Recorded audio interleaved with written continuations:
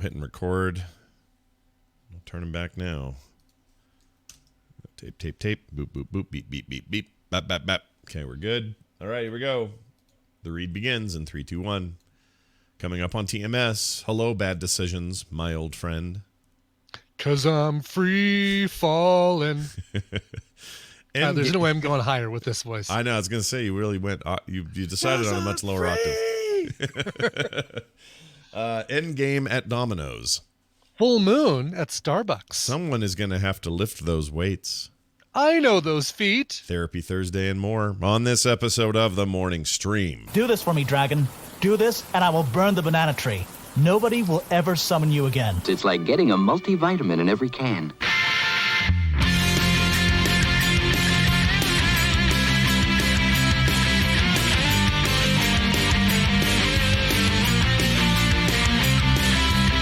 You guys want some sandwiches?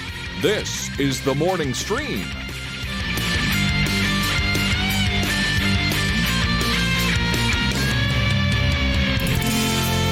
Hello, everyone. Welcome back to The Morning Stream for Thursday, May 2nd, 2019. Scott Johnson here. Brian Ebbett there. Good morning. Hello. 80+%. 80+%. Well, I'm gonna say a solid 84% health. Hearts. My pretty hearts good. are filled 84%. That's pretty good. You can survive a big swath of Zelda with a bunch of that much heart. If I hide behind this rock for a little while, I can watch my life bar fill up a little bit. But for right now, I'm not going to hide behind the rock. No, you'll be right out in front where we can see you. You said before that, happy birthday to who? Who's having a birthday today? What were you saying? You said no. I said happy Friday Eve. It's the eve of Friday. Oh, I thought you said happy birthday. Friday Eve. Yeah, it is also a bit of a milestone. TMS 1700 today. Wow. Yeah, think of that. We've really come a long 1700. What does Hallmark say is the traditional 1700th gift? Let's see. I'm going to find out right now. Oh, it says it's here. Actually, we could look at the 17th anniversary, even though it's not the 17th anniversary. But because no one lives long enough for 1700. Let's see. 17th anniversary wedding gift. According to this, I'm going to say it's ceramic. That's a Hummel figurine. Furniture. Really? Yeah, you're supposed to get furniture.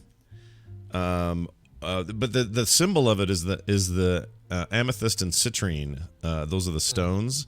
But the milestone of the marriage is associated with furniture. So when it comes to that sort of thing, you're supposed to get like antique coffee tables or a new sofa, that sort of thing. Maybe a Chesterfield or an ottoman. Yeah.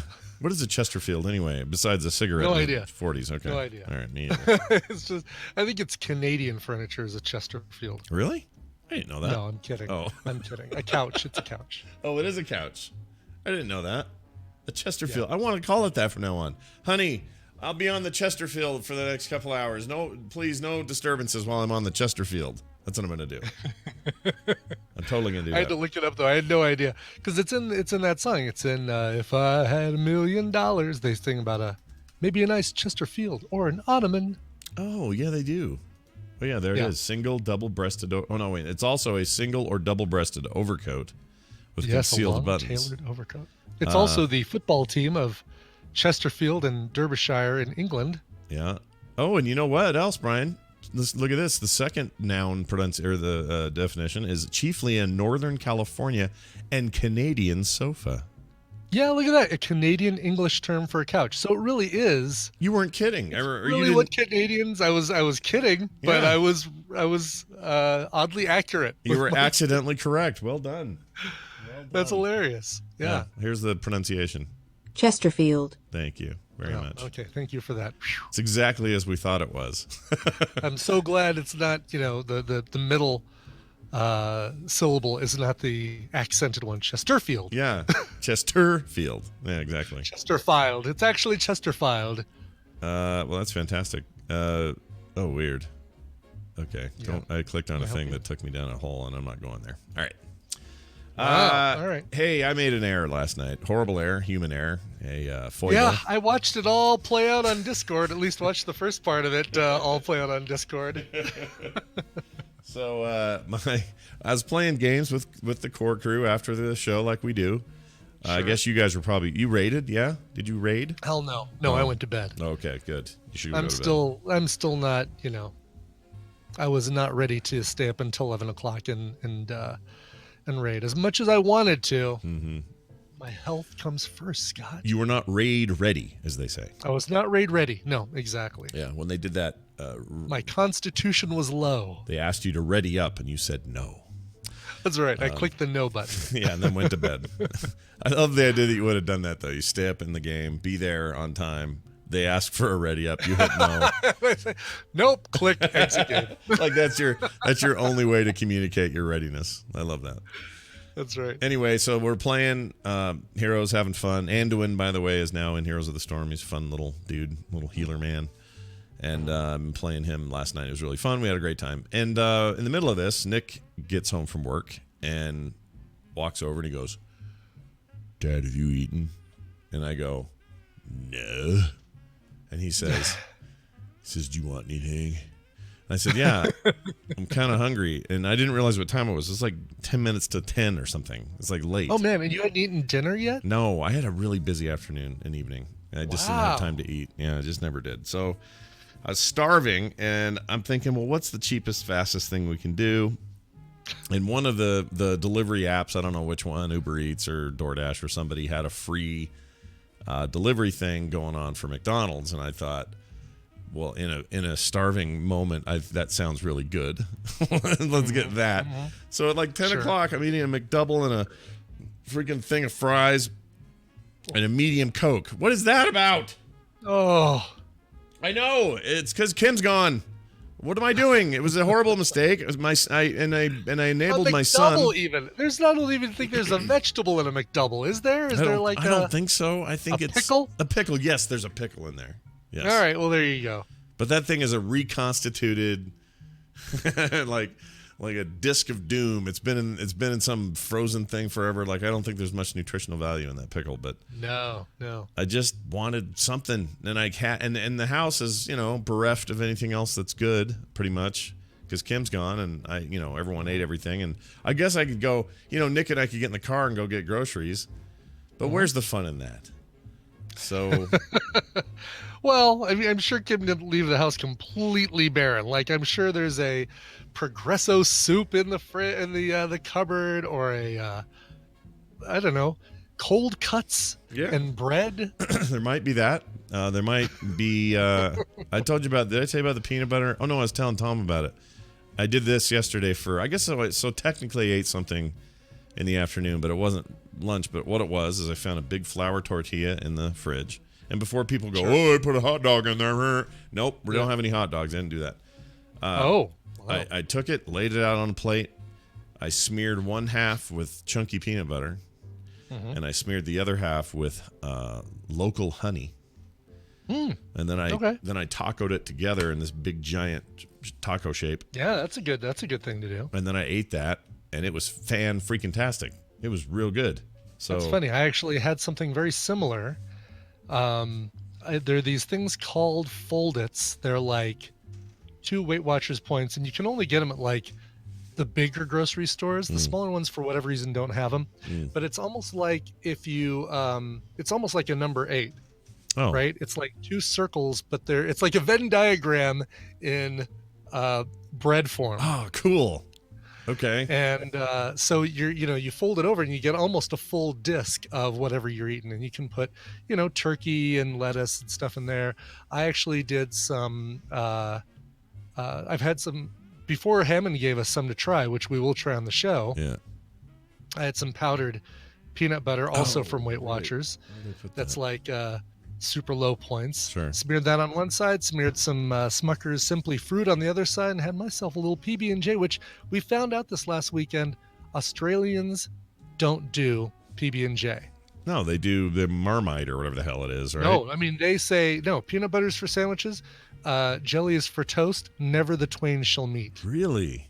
Yes. What a strange cultural difference. Gidget was disgusted by that when Alex and I were talking to her about peanut butter and jelly sandwiches. Really? Oh, there she is in the chat room. Yeah, we were at dim sum. We went and got dim sum at the fantastic place in the Rio that we found out only does dim sum up until lunchtime. Oh, okay. And we were talking about peanut butter and jelly sandwiches, and she's like, I can't believe you Americans eat that. It's like, what? It's like the best combo. It's an awesome combo. I can't believe they don't. You kidding me? Yeah. All right, so what's the alternative? Just peanut butter and that's it? You don't put anything else? Really? Nope, just peanut butter. I mean, She I says get it's demon food. and I get that. This is interesting. I get that there's probably. I mean, I figured there's always going to be somebody out there who doesn't like that particular combination, but to have it be Sure. sort But of an a entire country. yeah, an like entire continent. a national disaster of sorts of people going, "Oh my goodness, it's demon food." That surprises me.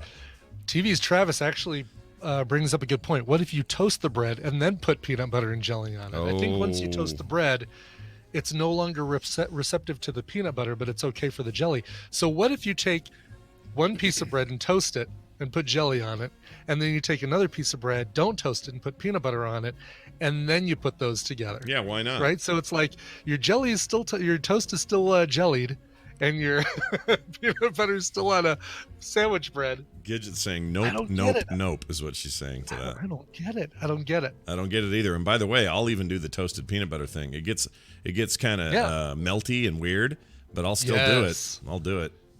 Oh yeah. I'll do it right now. If you guys are forcing me to do it, I'll do it right now. Mm-hmm. Yeah, I stand by. Look, I grew up on PB&J in the afternoon. Like that's what I did. My mom always made it. It was a thing, and you know, you'd go to school and you'd have that and a bag of Fritos or something, and it was the greatest thing in the world. So F y'all. How does she feel about the? I guess I can ask her. She's in the chat room, but I wonder how she feels about those burgers that you. Did you have it? I can't remember. The peanut butter burger thing at the I had a pub? peanut butter. I did. Yeah, I had that at the pub. The peanut butter burger with bacon. Yeah, I had a bite at Kim's and it was fan-freaking-tastic. It was absolutely great. And it's not even my first peanut butter burger. I've had one at this place in Boulder called the Dark Horse. Mm-hmm. And every Tuesday they have something called Burger Madness. Mm-hmm. That sounds. And that's a great name. it is a great name. And all their burgers are half price, and their fries are excellent. You got the big, thick steak fries with the skin on. Yeah, Potato skin on. Oh, those are better. Those are better for best. you with the skin on there. You know. I don't know if they are or not, because they're still deep fried. I mean, it's Yeah, it's but like saying, you're at least getting the benefit peeling of the M&M before you eat it is healthier. I mean, yes, it's minuscule, but you're getting the fiber at least. You know, like the part of the potato you usually avoid is actually the part you're supposed to eat. But Yeah. Deep fried fiber is right, monkey bananas. But all right, so Kim's gonna make those. She's gonna make peanut butter burgers. Oh, cool. At the house, and the question is when she gets back, and the question is there anything special to those burgers, or was it just basically a burger with peanut butter on it? And I don't know. But Well, there was also bacon. Right. Let's look. Pub 1842 peanut butter burger. Let's see if the description gives us anything. Peanut butter bacon crunch burger. Oh my lord, that sounds so good. There we go. This playful riff on the cheeseburger combines creamy peanut butter, salty bacon, and crunchy potato chips to pack in a surprising 1-2 crunch that's hard to forget.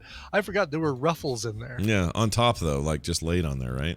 Laid on top with the Yeah. cheese and everything, yeah. I hope they were There you go. Lay's brand Ruffles, because then they were literally laid on top. This recipe comes to us from bacontoday.com. I'm going to put it in our Discord. Please but do. I'll also put it in the chat room so you can all enjoy it as well. Yeah. So it's actually got bacon marmalade, pimento cheese spread, what you Ooh. do for the burger, Pimento cheese spread.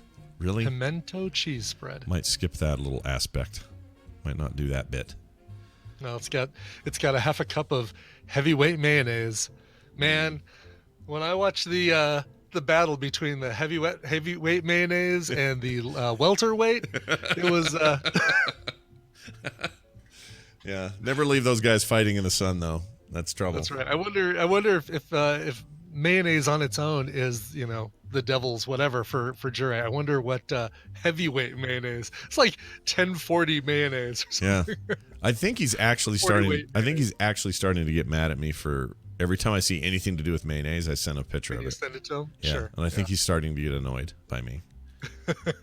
Which I mean, he would normally he would say, but he's not saying. So I don't know. I'll probably just keep it up. Oh, there it is. The Pub 1842 peanut butter bacon. That's the one. That's the burger. That's the one. That is the burger. Heavyweight. I just trying to visualize what. I mean, is it like modeling clay?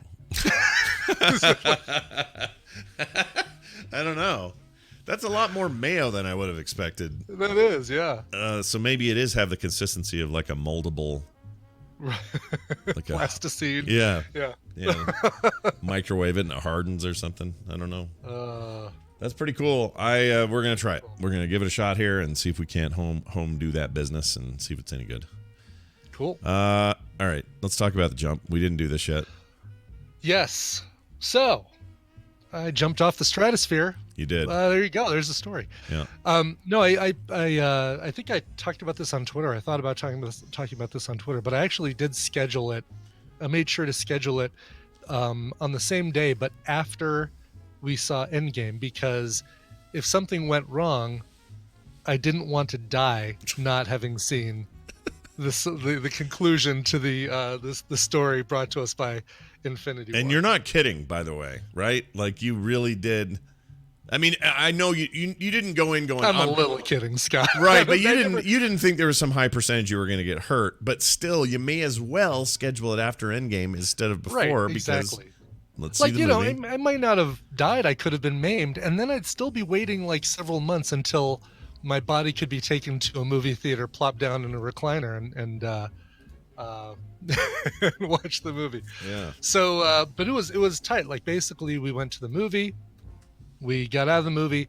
I think we went straight from there I had to go straight from there to the. Oh no, I didn't. I had to go back to the hotel, do some freelance, and then go straight to the stratosphere. Mm-hmm. But basically, it's like, all right, I'm with Mitsula, and who else was with us? Tina, of course, and we're kind of racing through, trying to figure out where to go to get to the place where you jump, and there's very little instructions on the Groupon as far as where to go. Mm-hmm. But Mitsula had an idea, and so we're like wandering all through the Stratosphere Casino, getting to where we needed to go.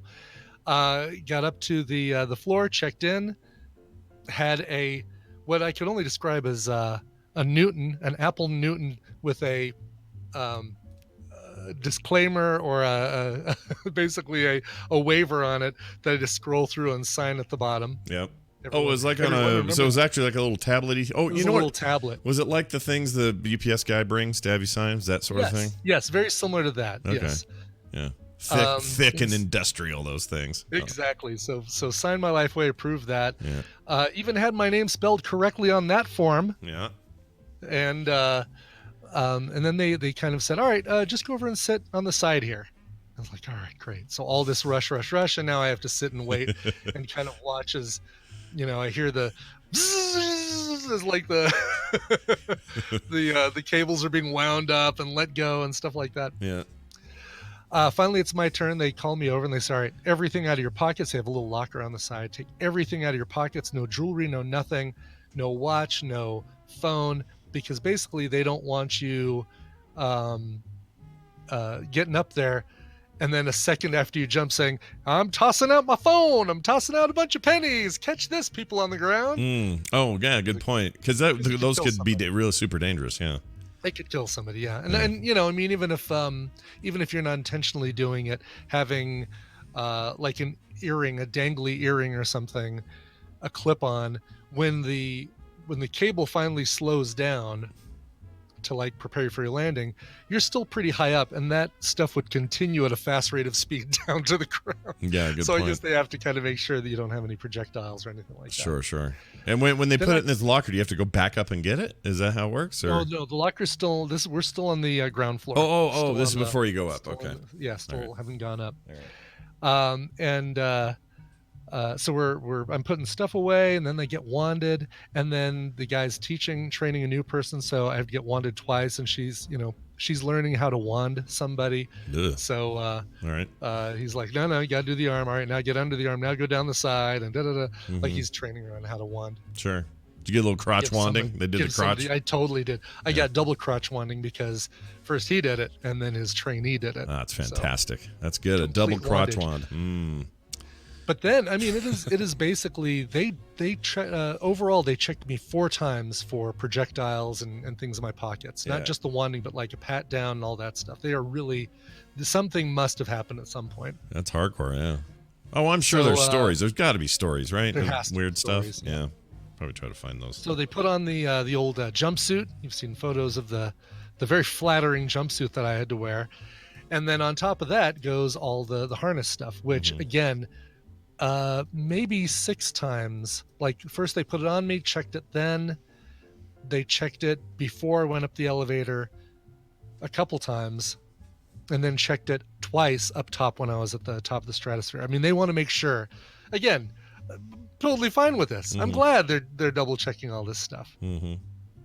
Yeah. And it's really cool because like you go up the elevator, they walk you out to this little room, and from that point, it is like assembly line. They have this thing down to a science. First, you're strapped into a harness that's attached to the inside of the building. So if you decided, witness me, and you decided you're just going to run out onto the platform and jump, Yeah. you couldn't do it before they hook you up. Like you're strapped in. Okay. Because at that point you look over and there is a plank, like a little walkway that ends with like a little bit of yellow tape on the ground and nothing beyond it except South Las Vegas. Yeah. The void. Sure. The void, exactly. So again, pat down, wanding, check the harness. And then they move me out onto the platform. And this is where I've got some of the stuff in the video, but they're basically like, all right, turn around, da-da-da-da, okay. Unhooking internal harness, check, all right, check. All right, attaching, or I guess they attach the external one first, and then they disconnect the internal one. They want to make sure that at all times you are attached to something that they can yank back Yeah. Oh, if yeah. they need to. Oh, yeah. They don't want your blood on their hands, dude. They even though I signed a waiver, they still don't want to Yeah. get. It turns out I don't want to freak anybody out, but it turns out that's bad PR to have a death on your on your watch. Turns out. And it's at that point out on that platform that I'm wondering about this decision to do this. You never can Nothing- tell though, because you're still making that Brian face. It's just still your It's- Brian face. You're Yeah, smiling. but there's a smile and then there's a grimace, and you can't tell. I hide the the grimace and the smile. They're almost the same thing, and it's basically at that point that I'm like, wow, okay, it is really far down. There's a little bit of wind, Yeah. but everything, it's like I can see the tadpole way down there. I can see a target that apparently I'm going to be landing on. Yeah. And then she says, all right, one hand on the right side, one hand on the left side. I'm going to count you, or don't jump until I count down. And I'm thinking, oh, it is happening this quickly. Like I was thinking I was going to get like, 10 seconds to enjoy the view, but it is basically put your hands here. All right, ready to go. They call my name down to the bottom to let people know that I'm jumping. Yeah. And then it is 3, 2, 1, jump. And it's really what Jury described as uncork my brain for that 1 second. That's the only part of this that really I had any control over. I was pushed into like, straps, come over here. All right, you're going to put this on. All right, now I'm going to test you over here. All right, you're going to get in this elevator. All right, come over this way. I'm going to unhook you. Like all that stuff is just, me following directions and going where they want me and stuff. Sure. But it is that one moment where you just have to say, this is completely not what humans are supposed to do. Let's do it. It's when it boils down to the binary finality. It's like it's one or It the is, other. exactly. It's 1 or 0. You go or you don't. Exactly. Yeah. Yes. And I knew, and I did not want to be the guy that was going to make them have to do the countdown again.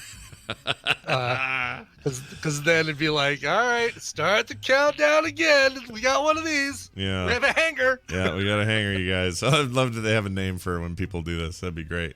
But do they okay, let's say you would have gotten right up to the edge and then freaked out and said, oh, I can't do it. What would they do? Say, fine, come on in? They'd rehook the internal harness and they'd walk me back in. I asked them, I said, how many people do chicken out? Like how many people get up to the top here and change their mind? They said about 1 in 100. Oh, wow. And if they do, they pushed probably, I'd say 10 people. It was probably every 5 or 6 minutes, maybe a little bit longer, maybe every 8 or 10 minutes. Oh wow! So let's say, 5 people an hour. It's a nice little 5 to 6 people. nice an little hour. profitable venture they got going on there. It really is, but that means it's probably like one person a day out of all those people. Like one person a day gets up there, looks out there, and says, "Yeah, nope." Yeah, and I assume they don't get their money back because they've gone through all the rigmarole. No, and that was probably on the waiver that I didn't read. That if I change my mind, I don't get a. It's not a waiver you want to read. You know why? Because No, it's exactly. going to make references to stuff that are just going to freak you out more. Just sign that thing and jump. You did the right thing. That's exactly what I would have. Yeah, it's just like, whatever. So and that first like millisecond of being out there, I mean, I don't know if you can tell on the video, I had all these things I was thinking, I'm gonna do like Witness Me or Shining Chrome or say something funny like I regret nothing or something like that. No, it is a genuine like, holy crap. because it is, you feel like you're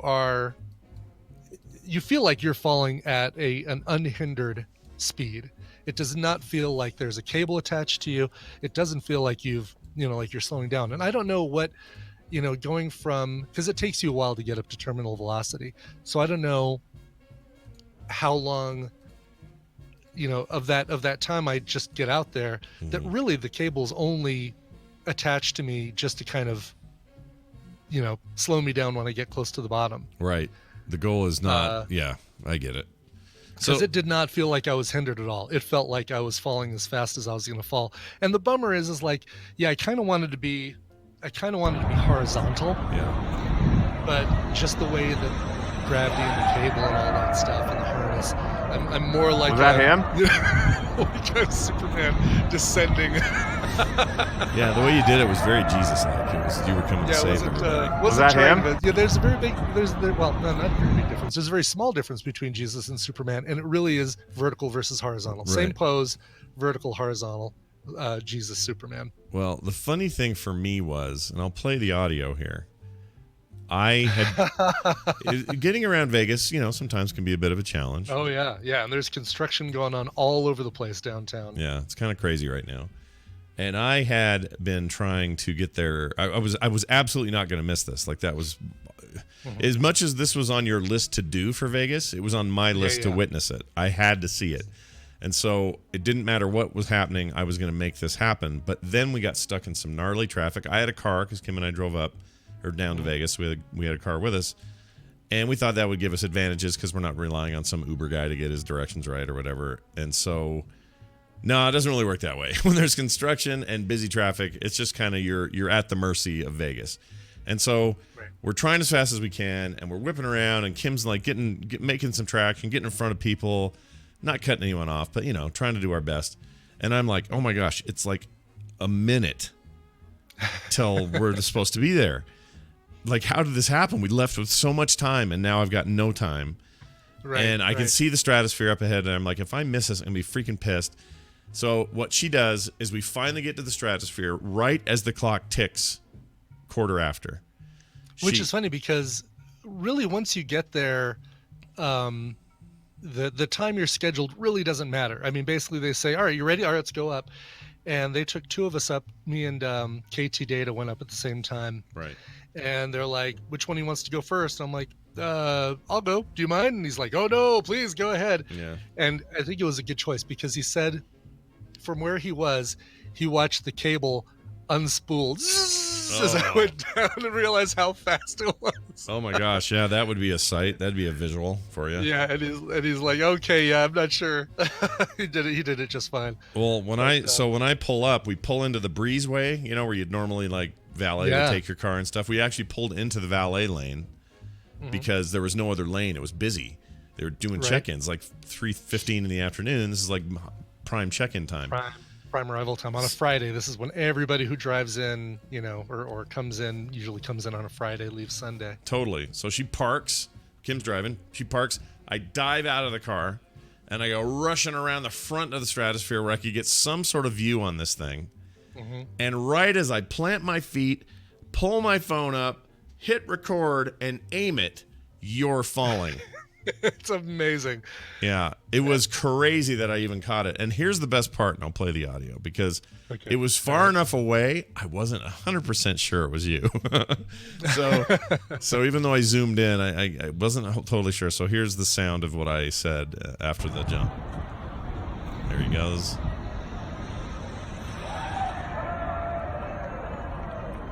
Was that him? And you could even hear the tadpole. We had 25 people up there that Yeah, they were rooting for you.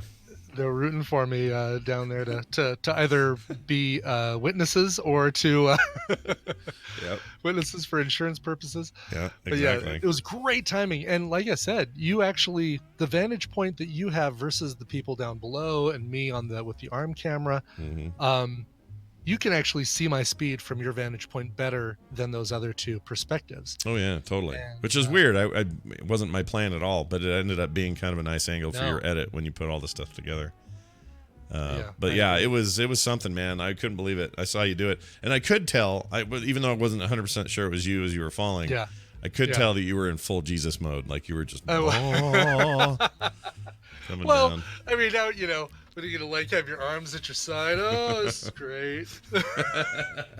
You've got to have your arms out for whatever reason. Like Yeah. you want to fly. Yeah. You want to be doing this.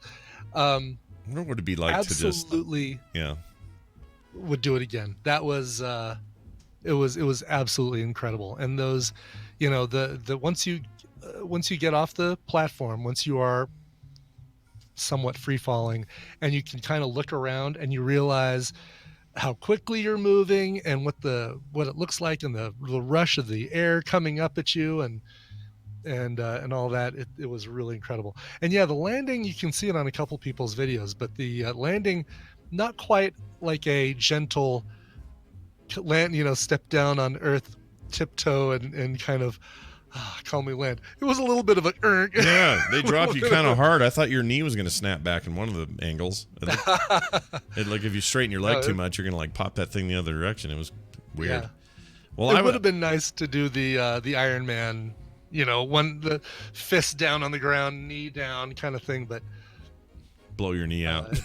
well, exactly. The last thing I want to do. So let me just ask an adrenaline question.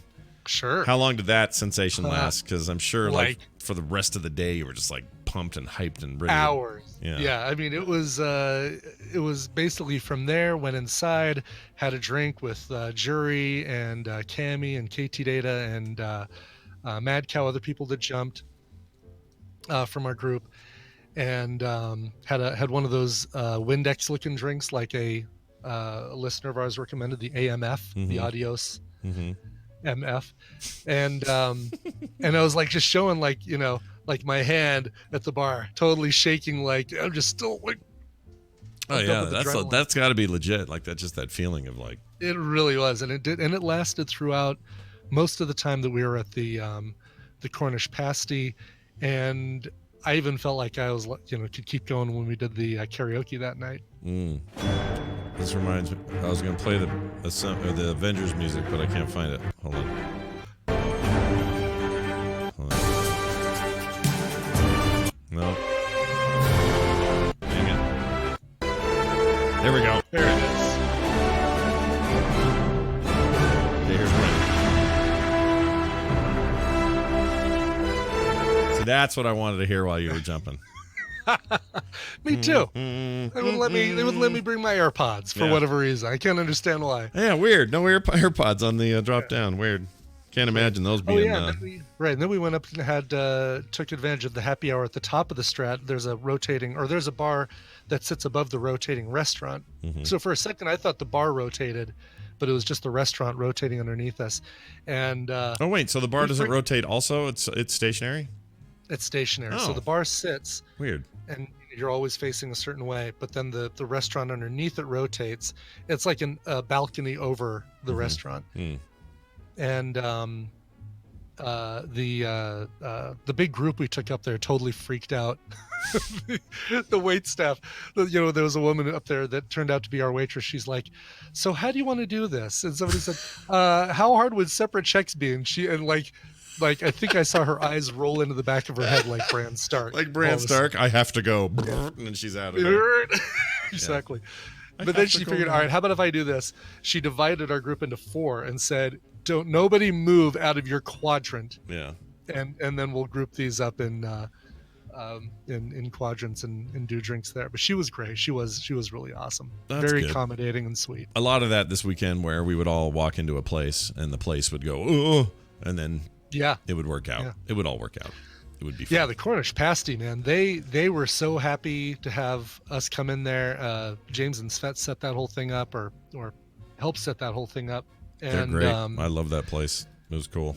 I think there was a bartender there that was a little bit surprised by the size of our group, but Yeah. But that's okay. Let him be surprised.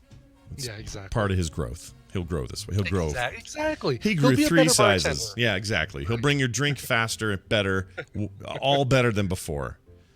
Thanks to us and our crowd of idiots. That's right. Our drunken fools. All right. Well, that's awesome. Yeah. I'm glad that you did it. And I'm not gonna lie. A little tiny piece of me was like, oh, maybe I should do it. And then later I was like, no way in hell I'm doing that. I think I would faint. I think I'd faint and not enjoy it. I'd pass out and just flop down like a rag doll and not enjoy it. I think that's what would happen. Really? Yeah. Yeah. Because I I hate wonder if heights. they got that. Again, that is like, I wonder, I'd love to see some of the, I don't want to say fail videos, but they've got to have some sky jump, like, Oh, they have to, like- right? yeah, I would think so. Because they have all kinds of them for roller coaster stuff, for those, those ones that shoot up and then drop real slow or whatever. Right. And people do the, like they pass out and their heads just move in the roller coaster. I mean, it's got to be. Let's see. I'm going to find out.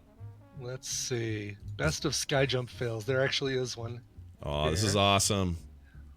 This totally Let's see got to if be this a. is- There's got to be a category on YouTube or something. Oh, There is, passed all right. out, 50-foot tower, passed out in the air. Is that the Vegas one? That one is in Vegas, but it looks like it's a. Oh, these you see them all the time. These people just continually passing out on those slingshot ride things. Yeah. Just yeah. And then so, they just flop around, and Oh, I can't do it. I wonder if this guy's going to pass out. So it's really just a 30-second video I put in. Discord. Oh, just in Discord. Oh man. Let me look at it. Oh yeah, that's more of a. That's a bungee because he got jerked back. He's nervous. All right, here he goes.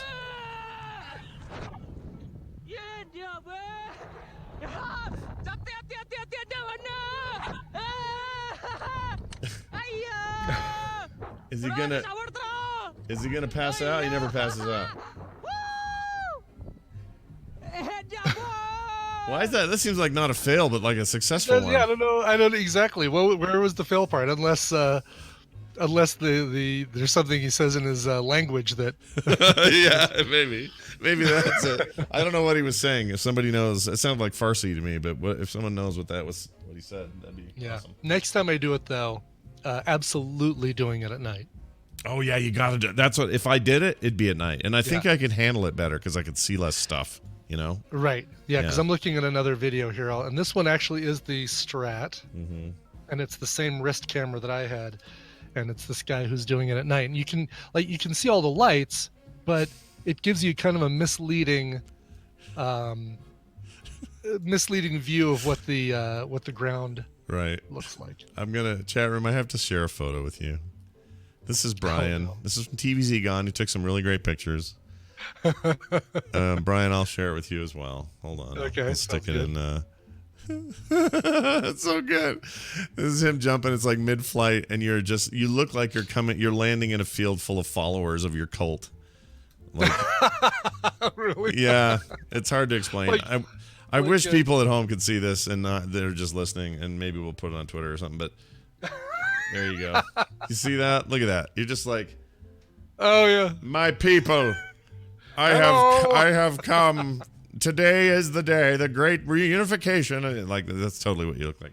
What's that thing on your? Oh, that's the camera on your hand. The GoPro, yeah. Okay. Wow, he's actually got. I love his zoom because he's actually got me stepping off the edge. Yeah, it's great. Dude, having TVZ gone around for stuff is really a Yeah. requirement now. I think we just kind of have to have it. Oh my gosh, look at you jumping off. That's crazy. These are awesome. Yeah. Well done, TVZ Gun, man. You are When you were weighing yourself, you look like you're in a. Yes. That looks like a. That looks like a lost scene in like the Blair Witch Project. Just the way you're staring at the corner of the wall there. You have to go back a few images to see it, but it's pretty see. funny. is it the one You see what I'm talking about? No, I haven't found that one. Alright. Let me look. Let's see which one. Let me Let's see. stick it in here too. I'll send it. I'll stick it in Discord. That's really funny to me. Oh. Anyway. Oh, I see the one. Yes, yes, right. It is absolutely like, yeah. Let's see. Chat room. I'll show you that one too. Look at him. He's like, I hear the voices. Face against the right face, pretty much against the wall. They call to me. I must answer the call. All right. Well, Oh this yeah, is- they checked my shoes like 8 times to make sure they weren't going to fall off. Oh, really? Yeah. Would they make? Well, I guess you could take them off if you had to, right? Yeah, or you just tighten them. Yeah, obviously no sandals or flip flops or anything like that Yeah, going yeah. on in this thing. Well, you're clearly the brave one. So well done, and may we all one day aspire to such greatness and jump off of shit like this. So well done. Let's do the news. This is your radio newscaster with another exclusive sensational summary of world and local events. It is the news, and it's brought to you by. A full Frog Pants lineup this weekend. The Instance, There Will Be Dungeons, Film Sack, and more. Check out frogpants.com/podcasts for more information. Yeah, go get one of those shows. They're all good. They're all good. They're all great shows. Film set. Oh, I had the weirdest thing yesterday. I'm glad you just said that because it reminded me of it. And I meant to bring it up and I forgot. I got to bring this up real fast. I got a guy who sends me an email. I can't understand this email. He sends me this email. I'm not going to call him out by name because I'm waiting for a reply. Maybe it'll all figure itself out. But he sends me this email and says, I can't do your Patreon. And I think it was about this show in particular. I can't do the Patreon because I only like to support shows where I think the hosts really like what they're doing. Oh God! And and he says I don't feel good giving money or tipping people who seem like they hate what they're doing. And he says, in short, TLDR, I love your show, but I don't think you do. I don't know what to make of that. It's the weirdest thing anyone's ever said to me. Like, is there anybody out there who thinks that we don't love doing this every morning? I don't oh my know. God! It's my favorite thing in the world. Like, it's just, Yeah. and I'm sure DJ Stangl, just ignore it. There's plenty of emails I get that are dumb and I ignore. But this one was that's a weird thing to say. It's a very, because I'm scraping for, why would he think that? Let me think for a minute. Yeah, what is it no about? kidding. Because he would say, when you guest on other shows, you seem to really be enjoying yourself. But on this one, you don't seem to like it at all. Like, why wouldn't you like? And I'm like, this is the weirdest thing anyone's ever said to me. It's really Are you strange. cheating on TMS with other shows and you're enjoying it more? What are they doing that I'm not doing, Scott? It's literally senseless to me. So I just can't. And he took the time to formulate this email. It was like multiple paragraphs. It's not like the guy was just trolling me, you know? Yeah, I'd be curious about his reply when you hear back from him. I mean, because if he based his Patreon pledges by how much the hosts enjoy doing the shows, Yeah. we'd actually get the most. Yeah. Yeah. We should be out of any rich. podcast. We should be rich beyond our dreams by this point. Because we Exactly, love it yes. so much. But the other thing is, it's like you keep using the example of a waiter who's grumpy. This isn't that. I don't think that's a good comparison. That's a weird comparison. No, I mean, Scott can be grumpy, and he can be grumpy. He has been grumpy. I've been grumpy on this show, but doesn't mean he doesn't enjoy it. I mean, there's some times that it's like that it's not grumpiness because of the show. It's grumpiness because of one of the things you're talking about on the show. I Like, guess so. Sure. Nick not getting out of bed, or me having problems getting Tristan moving in the morning, or something like that. There's grumpiness that notice both of our grumpiness things have to do with our sons being Yeah. Something about sons in their lazy schmucks. their late teens, early 20s who struggle with getting up and getting out of bed on time. That's right. Nick had a screw in his tire for 2 months, and we knew about it and said fix it, and he didn't do it, and waited and waited and waited until the thing was almost freaking flat. It's like, dude, what are you doing? I'll get it, Dad. I'll get it. I'm gonna get it. Don't worry, Dad. I'm gonna totally get it. That we hate podcasting so much, one of the hosts jumped off a tower. The only way I could see getting out of doing this show was to jump off, off the stratosphere. I mean, I guess I can't tell people how to perceive something, but that's Sure, an of odd thing to perceive. Very weird. Totally is. And if Yeah. he's listening to this right now, and he said, "I love the show" in all caps, but I can tell that Yeah. you don't, is what he said. Dude, I wouldn't do it. If I didn't love this, I wouldn't freaking do it. There's no way you love the show more than we do. I don't care how much you love it. We love it more. Exactly. All right. Let's get to All the right. news. Yes. Um, Oh, I forgot. Can I mention really quick? I forgot to mention that. Well, I can. I'll mention an end of show stuff. Never mind. all right. Well, I'm gonna skip I ahead had it in anyway, my give you notes some up time. top, and No worries. Okay.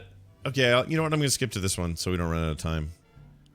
This could get a little bit weird, but I'm honestly have this question, and I want to ask the chat room and the people Okay. in the hall, and we'll get feedback on this. But there's a little bit of a controversy going around. Transgender weightlifter smashes women's world records, sparking backlash from Olympians. Transgender weightlifter is receiving backlash because they won. Let's see, during the 100% Raw Weightlifting Federation competition in Virginia over the weekend. Mary Gregory, an American powerlifter and strength coach, took to Instagram on Sunday to announce that she had gone 9 for 9 at the competition and broke 4 women's world records: Masters World Squat Record, Open World Bench Record, Masters World Deadlift Record, and Masters World Total Record. These are all big deals in that world, I guess. Says still processing, full meet recap to come a bit later.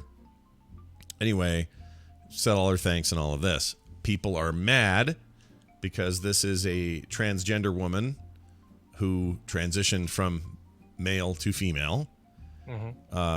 And they don't think that she should be able to compete in the women's category because by a lot of metrics, her physicality is still male. Her tendency toward more musculature and that sort of thing, which is that's just science. So I guess my question is, the reason I bring this story up is we have a similar situation with Abby and her her roller derby. roller derby. Yep. And people giving her crap for being part of roller derby and in some cases sort of dominating. Here's my question. It feels like they kind of have a point. And I'm not saying that there's not a way around this, we can't find a good solution. But Brian, if tomorrow, let's say I'm a 25-year-old super in shape track runner, and tomorrow I transition and then I go compete in the women's events, that feels like a cheat because it's not about whether or not I'm now recognized as female or male. That doesn't have anything to do with that particular discrimination. I'm just saying, like, just straight up by the math physically, I have an unfair advantage, right? Or am I wrong about that? Well, all right. Boy, this is I know the chat room's making it seem like it's a huge deal. I don't actually think it is, because we're talking about it purely from we're learning about this together, and we're talking about it together. And I think that's the way things like this. If we all lift our hands up and say, nope, I can't, not going to touch this, right? Then nothing ever gets understood or resolved or respected. I'm just trying to understand it. I just want to understand, like, if you go into it and you've got all of the, because there's a reason why Usain Bolt will beat the top female runner in the same category, because physiology is different. It's just different between male and female. It's different, but I don't think it's as different as, well, a man is automatically always going to be able to do things better than a woman. I think that's what it basically hinges on, whatever that division is, right? Okay. Ronda Rousey can beat the crap out of most of us. Yeah. She can easily lift more. She can probably run faster. She can. I even think Gal Gadot. I know Wonder Woman was fiction, but I still think she could probably run faster, beat the crap out of both of us. Oh, without any question. Like, if we were the guy, we're there's no question. But I guess Ronda Rousey, if she went head to head with another MMA Right. fighter who's male at her same age, her same peak, her same shape, he would probably win. Yeah, I just the somebody said, A Design said, "Oh boy, Coverville, get ready for emails." Okay, there are going to be people who are going to disagree that Wonder Woman is fiction. I'm going to right now plant my feet on the ground and say I'm going to stand behind the statement that I just made that Wonder Woman is fiction. And Lynn, can I make a public statement that I'm 100% Brian Ibbott on this? I believe that she is a fictional character that was made up. Yes, I agree with you. So if and I don't know if there's any way to really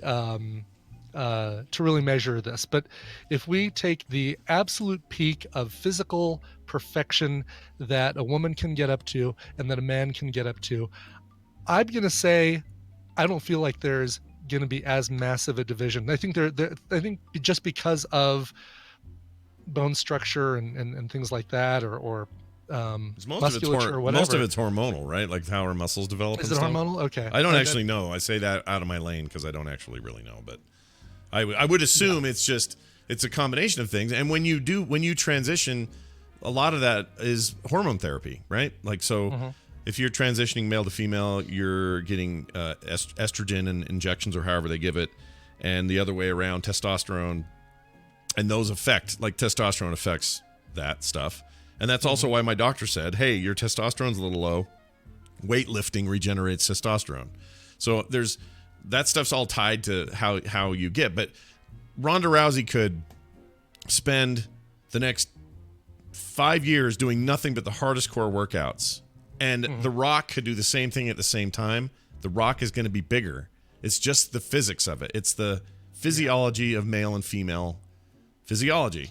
And so all I'm saying is just, is it possible that if somebody comes in who recently transitioned from male to female to go into a female competition of weightlifting and just dominates, it's impossible not to at least talk about, well, maybe it has something to do with the fact that they still retain a lot of that physiology. Yeah, and is the solution, the solution might be creating a transgender category for physical competition that allows everybody to kind of stay on the same playing field. Yeah.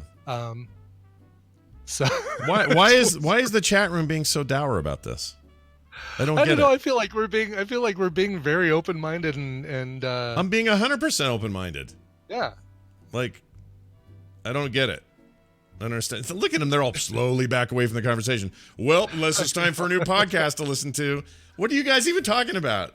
It's worth talking about. Is it not worth talking about? It's definitely worth talking about. And I feel like, if you've got a male division, a female division, it probably is something to consider to have a transgender division that allows transgender athletes to compete on a level playing field that isn't, going to be suspect in either other category. Yeah. It's just an interesting question to me. So when this came out, on the one hand, my brain was like, oh, what's this? And other people are discriminating against somebody because of their orientation and their choices and their this and their that, and that sucks, and they shouldn't do that. But then I was like, well, wait a minute. Right. If she's dominating, maybe maybe you can at least have the conversation. Maybe there's like another way around this. Maybe you have, I don't know. Like, I'm not saying let's have all the transgenders have their own league. I don't mean that. But Right. maybe there's another way. I don't know what it is. And Miss Pumatastic, I'm not even gonna. She says, so should we make a black only division too? What you're suggesting sounds like separate but equal to me. I think that's definitely a very different thing. Definitely, race versus gender and transgender is absolutely a different situation in this case. Yeah. Also, So I'm a little weirded out by the chat room. They're weird today. I'm surprised. I'm surprised by their response. We're just talking. I think they were just worried that it was gonna. Oh, I get that, but we were just talking. Yeah. We're at the end of it now. Yeah. We had Absolutely. a conversation. We were just talking. I don't have the answers. It's just talking. That's the exactly. thing. All right. We'll make up later, you guys. You're all being weird. All right, let's move on to. Oh, we got to go. It's Wendy time. We only had time for one thing. All right, that's all right. We'll get Wendy in here and get that going. Today, by the way, a related topic in Wendy's. Yeah, thing. actually. Didn't mean for that to happen. All right, so that's coming up next. We'll do that in a second. We should probably do a break though, and a song. Brian, do you have one prepared? Yes, I do. It's an artist named Kohanovich. From the hometown of Givatayim in Israel. This reminds me of like Bauhaus and post-punk stuff from the 80s. Love that stuff. Peter Murphy. Peter Murphy. Yeah. This is great stuff. The brand new album is called, actually, this is the title track. The album is called Down Heights. Here is the title track from Kohanovich. All right, let's take a look here. Hold on, not quite ready, almost ready. And now I'm ready. All right, we'll take a break. We'll be right back. Stay tuned. If he is still alive, my robots will find him. Let me change my shirt for dinner.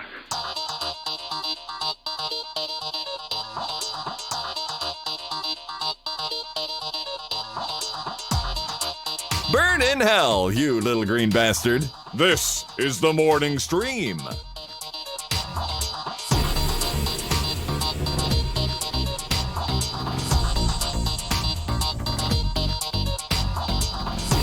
Oh, it's grooving on it right now.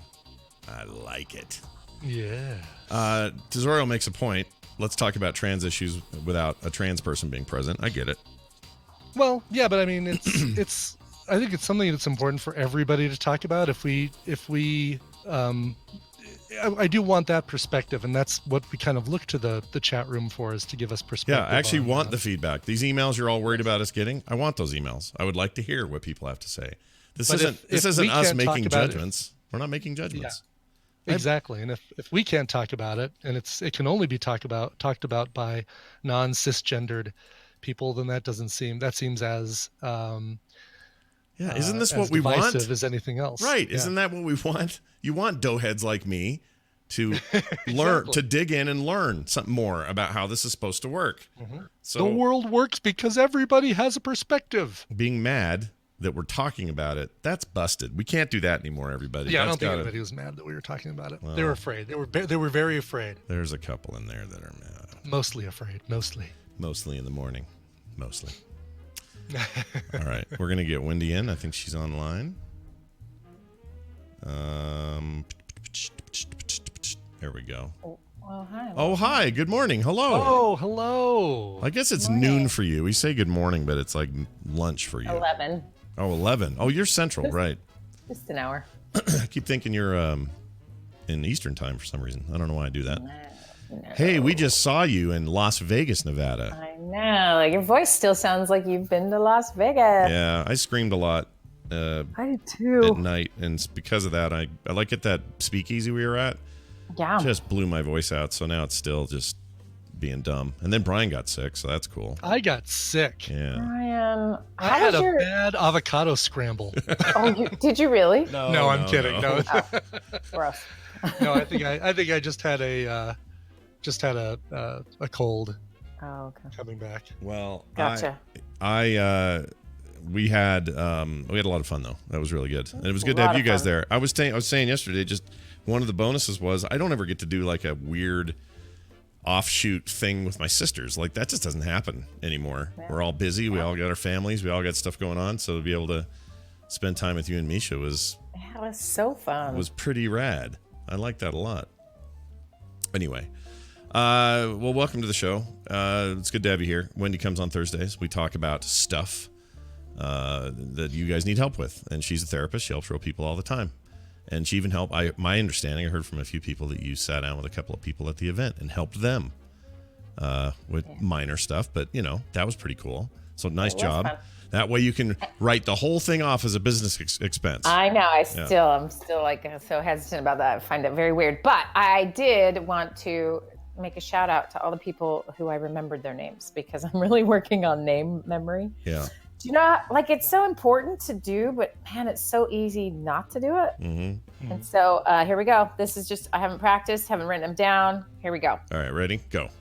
Angela and Mike. Oh, so I want to thank Angela and Mike and Christy and Jamie and Andrea, and of course, cute Tina for playing games with me, Misha and I. That was very fun. Yeah. These are all correct so far. See. Any other names? I talked to Rachel and Brian, who live in the middle of nowhere. Those guys, they met at last year's Nerd Tech. That was pretty cool. Oh, I didn't know they met there. Wait. Yeah. Who am I thinking of? Maybe I did know that. Yeah, and they live in like middle of nowhere, California, like it's like right by the Death Valley or some crazy town. You'd love Has that, 5 wouldn't people. you? You'd love it out Yeah, there. no, I would not. And then I talked to Katie. I talked to lots of people, but I'm just trying to remember everyone's name. I said I would remember. I Oh, think Katie that was the last- awesome.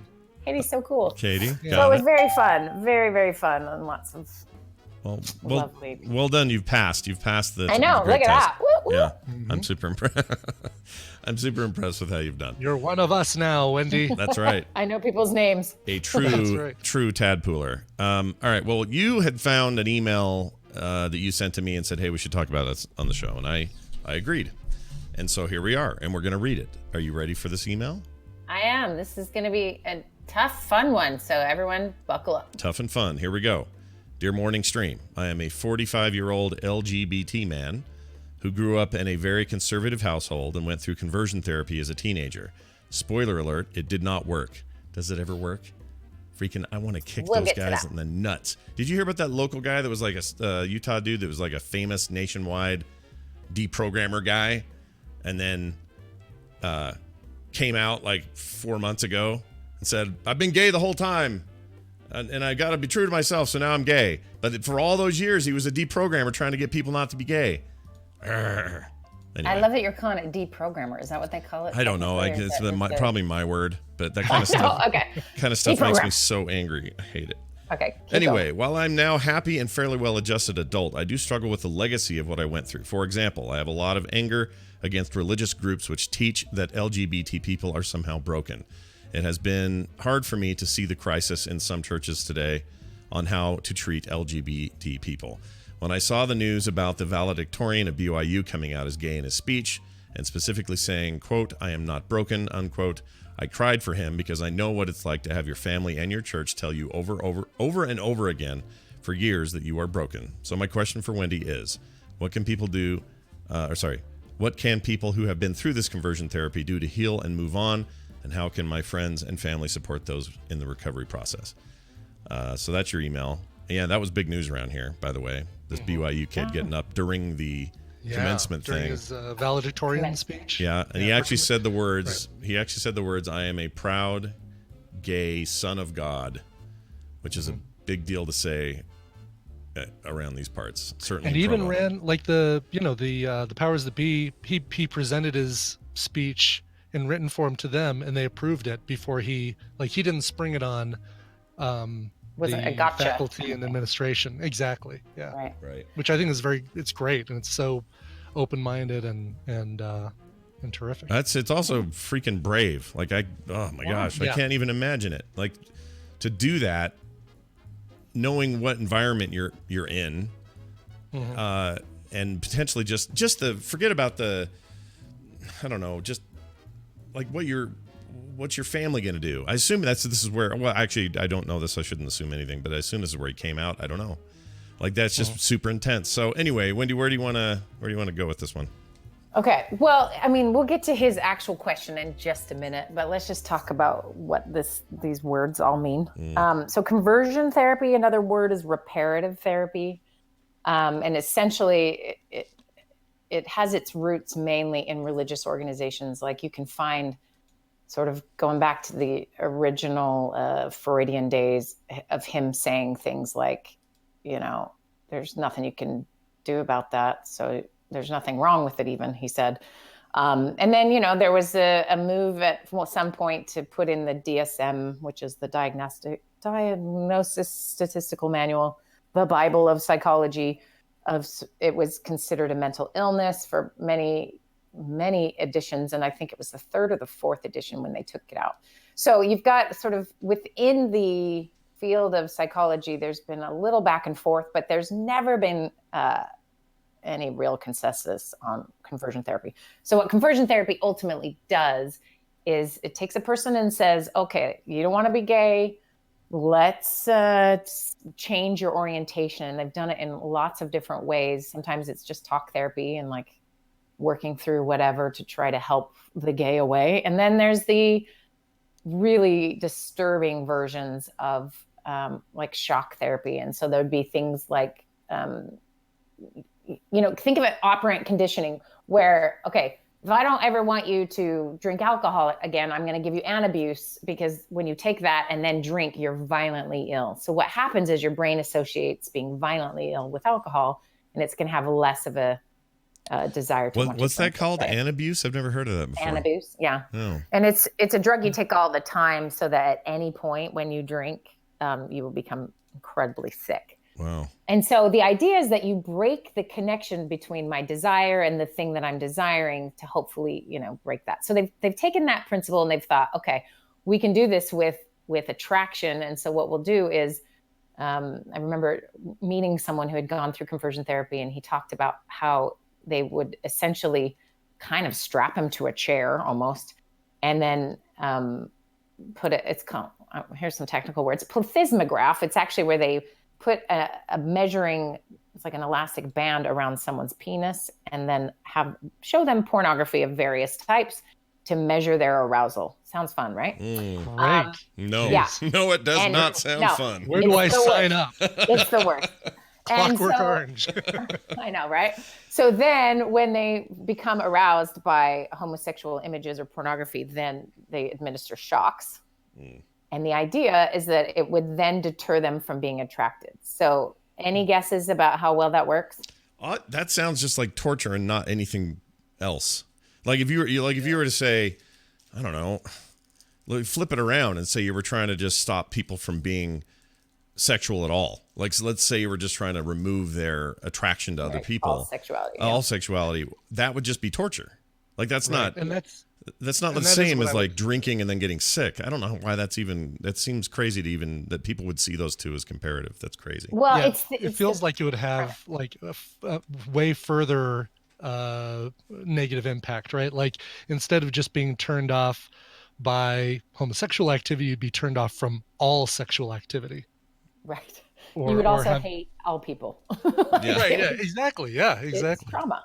Well, and the guy that I interacted with, this is when I was in graduate school, he came and spoke to our various classes, and he said, he just was convinced it was going to help him because there was such a high motivation from himself, his family, his culture, everyone to not be the way he was. So he would do anything. And I think when you're in that kind of state, you're willing to do anything and want to believe it's going to work. And he said the moment that he realized that it was all insanity was when the shock was so high that it threw him out of the chair. That sounds awful. And the moment he sort of woke up. And there's something to be said for trying to understand the mentality that would have anyone go to that place. So you have psychologists, and most of them are religious based, or there's been a few historically that aren't religious based, but also think they're very much into the operant conditioning situation where you can train people to do certain things. So why not this?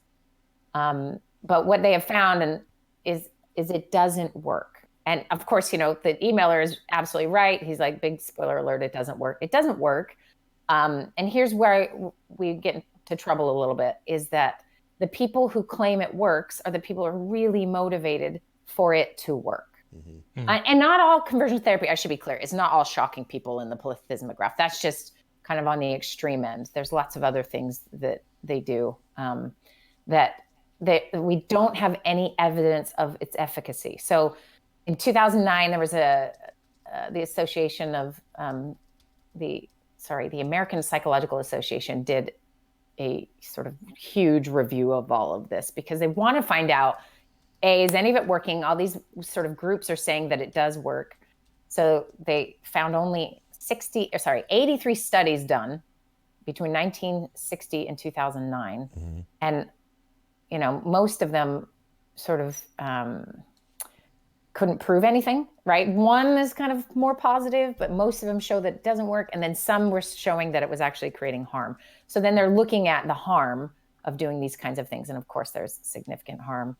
I mean, one being just, of course, these poor kids that are essentially culturally forced into doing it. They may think that's what they want. And here's the problem. You've got this desire for your kid to be what you want your kid to be, right? And you have decided that that homosexuality is wrong. So this is wrong, and my kid can't be wrong. So we're going to fix this thing in this kid. That kid has no other worldview to know that there is any other option. It's essentially, you're bad, and we're going to fix this. And if needs be, we're going to put you in therapy your whole life. A lot of folks will have gotten married to the other gender, trying to make that work. Ask any of them how well that goes. I mean, it really is this thing of just essentially, we're going to fight against this thing that you are in order to, and of course you can understand why they would want to, because it meant they'd be accepted. It meant they got to be like everybody else, all of those various things. And so here's where some of the harm comes in is, you've sort of studied the kids who come out as LGBTQ and the parents are kind of either neutral or positive, and how those folks do over time versus, of course, the parents who are kids who are rejected by their parents. And just some of the statistics are you're 8 times more likely to have attempted suicide if your parents have rejected you. And your culture rejects you based on your sexual orientation. You're 6 times more likely to have high levels of depression, 3 times more likely to use illegal drugs, 3 times more likely to stay or to be at risk for HIV and STDs. The homelessness rate is much higher. The suicide rate is, it's really damaging. So we can't parse it all out very well because of how the studies are done. It tends to be both groups feel biased to the other group, so they're not sort of communicating in any way that can be, really looked at. It's crazy. So it's crazy how all those demographics seem to, or not demographics, those like the homeless rate and those things all seem to be connected. I didn't realize, I don't mean connected 100%, but I mean like the fact that a family maybe has a gay son or a gay daughter and they kick them out of the house and disown them adds to the homeless population, which adds to this, which adds to that. Like all that stuff's just cascades. I never really think of it that way, but that's crazy. Anyway, go ahead. So I just sent you a link to some studies about what we know, what research there is on conversion therapy about altering sexuality and orientation. Where did you send it? Email? I put it just in Discord. Just to you. Oh, just to me. I see it. Yep, I see it. So, and these are studies that are trying to talk about, like, is it causing harm or not in particular. So you have what's happening kind of around the country. I know this was in the Utah legislature recently, is trying to ban these conversion therapies, especially for young people. And so that's sort of always a question. I think only a few states have it actually banned. Maybe that dude and his mess will help push that, because that'd be awesome. Should be banned. That's like saying, I don't know. It's like a kid going, I like comic books. Get in here, boy. We got a way to knock that right out of you. Right. Like, look at this picture of Batman. Yeah, you like Wolverine? Look at Wolverine. Yeah, like that sucks. Oh man. Well, and here's the thing too, is there is this motivation to fit in, to change someone's orientation versus change their, like, don't act on it ever again. Don't ever, basically live as a hermit or pretend you're into women, or you know what I mean, or into men or something, versus this actual being able to change someone's sexual orientation. There is no evidence that it's possible, and people continue to do it. And I think the internet there's one more way that it sort of starts to shine light on certain things, and people get a chance to sort of understand what kids have gone through. Mm-hmm. And, here's this guy, he's 45 years old. Mm-hmm. Let me remember his email. I'm going to pull it up. Here he is with surviving this type of thing. He's found some way to have a pretty normal, good life. And yet it's so deep. It's part of your history. It's part of who you are. It's part of your whole tribe told you something was wrong with you. Right. And here's where this kid coming out in this speech and saying that is just, it's incredible to say to a wide audience, like, I'm not broken. And he's speaking to I work with people who are not homosexual, who are in a culture that also tells you, what to be. Maybe it's your career. Maybe it's, this idea that people feel broken. is unfortunately so common. This is obviously one way that it is really clear. I'm going to change subject for half a second and I'll get back to his question. But a friend of mine works at a school in Texas, and she's a nurse. She works in the nurse office, and she was just, a bunch of us were just Marco Poloing each other the other day. And she just said, I've been so busy all day cleaning up cuts. And I'm like, what do you mean? And she's like, it's probably 10 kids I had to put Band-Aids on today who were cutting themselves in school. Mm-hmm. I'm like, what? Wait, what? How is this all of it? That's what you did all day at a school? I mean, it's the sheer amount of sort of psychological suffering. And someone could say, there's kids just trying to get attention. Okay, maybe, but all 20 of them, you know what I mean? I don't know. But this sort of idea of like, something's wrong with me. I'm broken. I'm trying to deal with various things in various ways that are not sort of healthy. It comes down to this thing of this sort of, and this is the hard thing between generations. As things change and the next generation doesn't have the same information we do, but we don't get what it's like to be in their generation. I think you're having, I don't know, there's more and more of this sort of disconnect, if that makes sense. And a lot of kids can feel broken. They're not getting the grades their parents want them to be, or they're not, they don't look like the people on Instagram. I mean, it's just so much going on. And I think now add LGBT issues to any of this for anybody, and you're really, I don't know, my mom brain's exploding in the last few days about all of this. Yeah. Mom brains they're delicate creatures. They are. They're the worst brains to have. Okay, so let's go to his question of how do you help people who've been through conversion therapy? How do you help them heal and move on? And how can family and friends support those in the recovery process? So let's start out. First of all, do you guys know anybody? Like, if I said to you, hey, how are you going to support your friend who's done this? Is this? I don't know if I know somebody who's gone through conversion therapy. So, I mean, basically, if there's somebody that I know who's gone through this, they haven't told me that they've gone through this. I know people who have looked to clergy or others for counseling to try to, sort of on their own change themselves, but never anything where it's like, that kind of deprogramming / whatever kind of thing where the parents send a kid into a hotel room in the dark of night and then they spend 3 weeks getting shocked. Like, I don't know anybody at that level. And I probably just added a bunch of movie tropes where I didn't need to, but you know what I mean? I don't know if that happens. Yeah. But I don't know anything that rash that I know. I mean, people may not even want to tell you that, right? Like, that would be a harrowing experience you may not want people to know about. So. Well, and maybe, do you know anyone who's gay, got married, and it didn't work out? Like, they tried Yes. The heterosexual way. Okay. I do know that. I know a guy who got married, was married for 17 years, had 4 kids, really tried hard to put on all the right fronts and everything, and in the end just couldn't do it, and came out and got a divorce, and still has a great relationship with his kids and his ex-wife, actually. So it kind of is okay now. Like, it's not like a big black mark on everyone's life over there or whatever, but it was pretty rough in the middle of it. Right. I do know that guy. Yeah. So I mean, that is an example of, someone, it's obvious that they have been through conversion therapy, quote unquote, meaning there was an attempt to live a life with someone with the premise that if I just try hard enough, I won't be gay anymore, or my attraction will change, or and there are always people, there will always be someone, I'm sure someone will write to you and say, I've done it. Mm-hmm. And good for you if that's really what you want to do.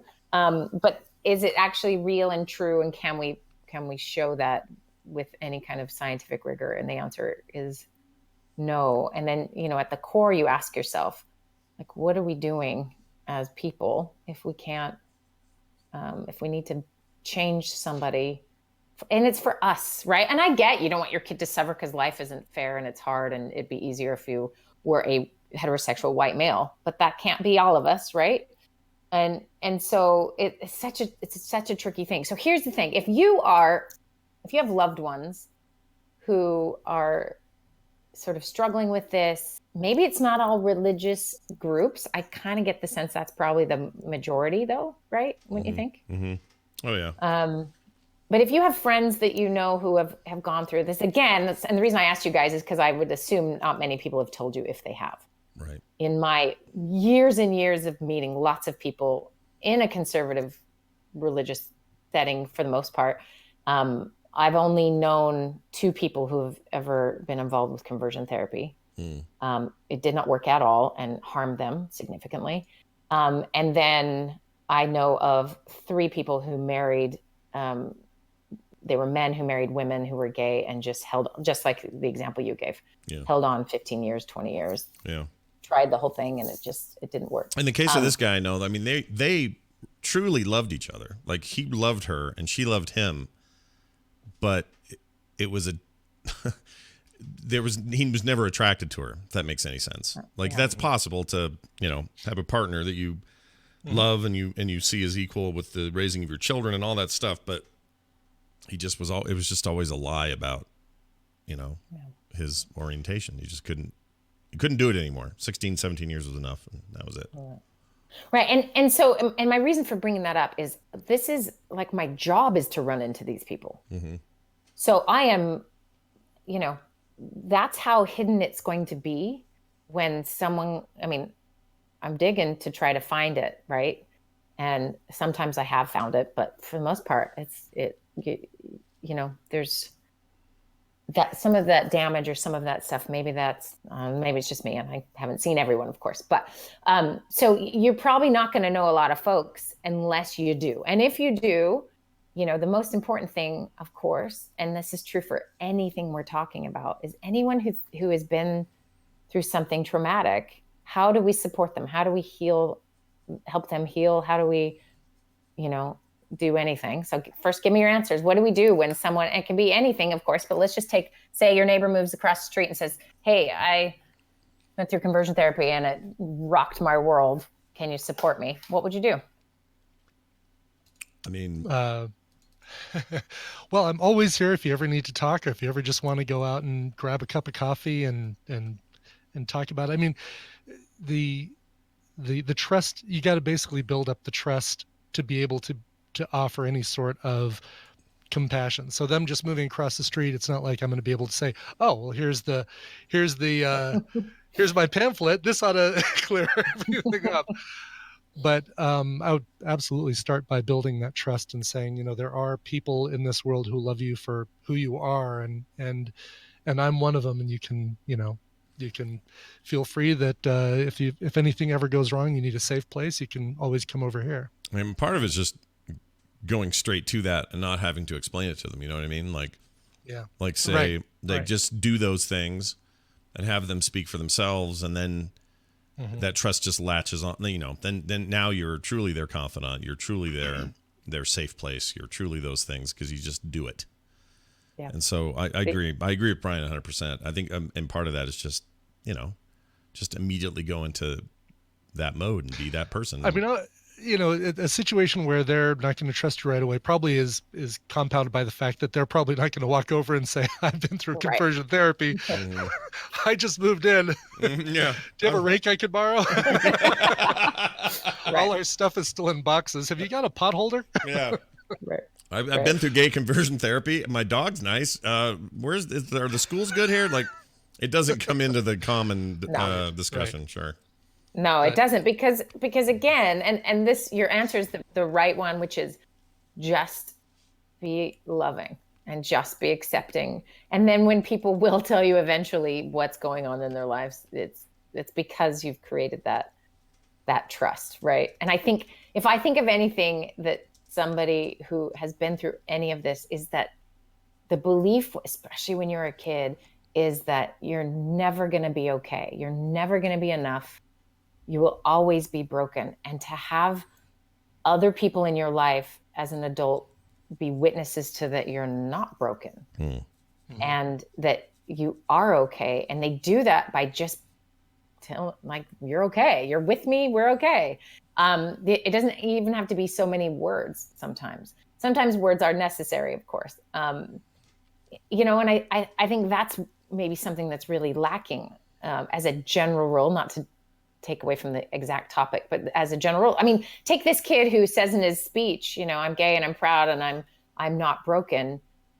How many people in that room can hear their own experience in such a brave, amazing way and have light that says, maybe I'm also not broken. Mm-hmm. But I think for so long, there was no other option but to think something was terribly wrong with you. And then all that comes from that. And this can happen in so many ways. A kid can be raised in like a upper middle class, normal family with all the privileges, and you should have nothing going wrong, but feel completely like they don't fit in and they're broken. And it doesn't have to be their sexual orientation. It could just be, you're the black sheep. You don't feel like you belong. It could be in your culture. There's so many places. And I think this is one of the terrible challenges of being a human. And this one is particularly harsh because it's so core. It's so core and it's so cruel that none of us can ever love you for who you are completely. We just got to fix this one part. Then we will accept you. Now, someone's going to argue, that's not what we say. That's not how I think. But the message is that. And I think that's where we get into trouble. And so to really help somebody else is, someone else's sexuality isn't my problem. And when we make it our problem, we make that person a problem, if that makes sense. And we can flip this to somebody's race. We can flip this to somebody's gender. We can flip this to somebody's team sport that they're a fan of or their political party they follow. It's kind of I'm on my let's all be a better place kick. Sorry, everybody. No, it seems like a reasonable thing to want to do. I mean, so tell me about this gut reaction I had the other night. We went to Tuesday night. We went to I guess this is, what day is it? Just 2 nights ago. Downtown, Salt Lake's doing this big arts thing now for local artists to show off their stuff and like do it more often. So where the depot is down there by Gateway? They cleared that whole thing out. Usually there's concerts there, but they cleared it out and just filled it full of booths and art and big canvases, and all the artists are there and they're talking about their work and selling prints and stuff like that. And Carter wanted to go there for her birthday, so we did. So we go into this thing and we're walking around, we're having a good time, and we see a couple of guys walking around with the biggest smiles on their face, looking at the art, pointing, commenting to each other, and they're holding hands. And both Carter and I looked at each other and just got the biggest smiles on our faces. Like, what we were seeing there was confidence and them walking in a place where, I mean, I'd be nervous if it was me because I fear everybody's judgment. And they felt safe, and they felt safe enough to be like that. And so we got excited for them, like to the point that I leaned over to her and I said, oh man, I just want to go up and hug those guys and say, well, way to go. Like, you did, you've done it. You've risen above all of the shit and you've become better for it. And that's awesome. And congratulations. I really wanted to do that. But part of that was me coming from, it's the same reason I want a black little person gay friend. Because I want all of the diversity and to be in one package and go, look at this. He's so much fun to hang around with. He's so different than everybody else. And I've ticked all the boxes. I've ticked all the boxes at once. So I have that tendency, and I know that. And I was kind of feeling that the other night. But I mean, that's okay to feel that way, right? Like, I was stoked for those guys, like legitimately excited for them, because I just thought they're just like if I was prancing through here in my 20s with Kim on my shoulder, or on my, holding hands with, or whatever. Weird. She'd ride around on your shoulder. No, she didn't do that. Now that you say it, that way I realize how dumb that sounds. But it's on my arm, but that's... Yeah, on my arm is what I meant to say. But it was like a great thing. It's a thing that when I was in high school just would have been unheard of. Well, and I think that's why you can appreciate it, or that's why you have the reaction, is because you know the difference. The difference is everyone would be staring, and it would potentially not be a safe place for them to be. Yeah. And I think that is just the appreciation of how far things have come, and that their relationship is, the more happy and love people we can have that are committed and going to do good things, the better, right? And before it was somehow seen as some threat, but now it is not. And so you can sort of appreciate the difference. And I think, kids, you take any sort of sort of young kid who hasn't been sort of maybe taken aside and told what to think, this just comes naturally to them. Right. And it comes naturally when you sort of get a sense of like, oh, there's everybody with all their different things and all their things, and let's get along a little bit better than we are getting along. And so you can appreciate the difference for those guys' sake, right? Because that is not where they were 20 years ago. That's not where they were, I would say, 5 years ago. I don't know. Mm-hmm. I'm not an expert on any of this. I really am not. I shouldn't even be talking about it. But I feel like it's the sign of just that difference. Now, can we acknowledge for some people this is terrifying to them because they also have come from the same history as all of us, and they're not used to any of it, and they find it disturbing or threatening, or they have reactions that are less than open. Mm-hmm. And it doesn't make them bad people. It just means they're adjusting to the new reality. I'm adjusting to freaking stupid children and their technology, right? Like, it's hard to watch them act so idiotic sometimes that you're like, I don't get it, but it's their world, and I'm going to be the one behind one day, Mm-hmm. right? Mm-hmm. I get that. And so we all have our versions of like, Adam calls it my coin purse, where I'm like pulling out a coin at the checker and like, how much is it? Like that's my coin purse. And I think we all have our versions of that where, change is frightening or difficult, and we're not sure how. Like the thought of driverless cars is like the greatest idea of all time to me. I agree. But I recognize that there are people that will never want to relinquish that control and will find that so terrifying. And it's not till they all die that it will ever happen. You know what I'm saying? Like, yeah, because we already know these exist because it happened when horses were getting kicked out and cars were becoming the favored thing. Mm-hmm. Like that, we're guaranteed that level of resistance. It's going to happen. May as well get used to it now because people are going to hate that freaking thing for a while. Some people. I'm ready for it though. I'm done. Mm-hmm. Bring it on. So ready for it. Mm-hmm. Yeah, take you to the airport, drive yourself back home, and put yourself in the garage. Yeah, or even better, I just want a service that's like Uber or Lyft, except there's no people in it, that I pay $200 a month for or whatever, and they just show up and get me, take me where I want to be, anytime I need it, and I don't have to park it anywhere. Eliminate parking lots, which is like 3/3. 3/3 is a total number. Yeah. Well, it is a total number, actually. It is. Look at that. 2/3 of America land is freaking parking lots. That's totally not the right statistic. Isn't that an old but song? A lot of parking lot, a lot of wasted space on parking lots. And yeah, I'm all for it. How did we turn this question into? I don't know, but we're into it. We're into and it. where's my flying cars? Yeah. Where are those? I was promised flying cars. Yeah. I love that your guy who thought he was getting flying cars is in his 90s, but you know what? That's probably not that far off. That's actually, that's when the promise started. Yeah, that's right. That's probably not that far off. Well, I hope this is helpful to this person who very generously shared their story, and I hope it helps other people as well. If you have feedback and thoughts about it, let us know. Also, I just added into the TMS Discord, which you can find over at frogpants.com/TMS. There's a link right there for an invite. An Ask Wendy section, so we can kind of collect things there as well. We already get your emails, we get your phone calls sometimes, we get texts, and we get tweets and all this other stuff. But another method for collecting your questions for Wendy, if you so dare to put them in there. Very good.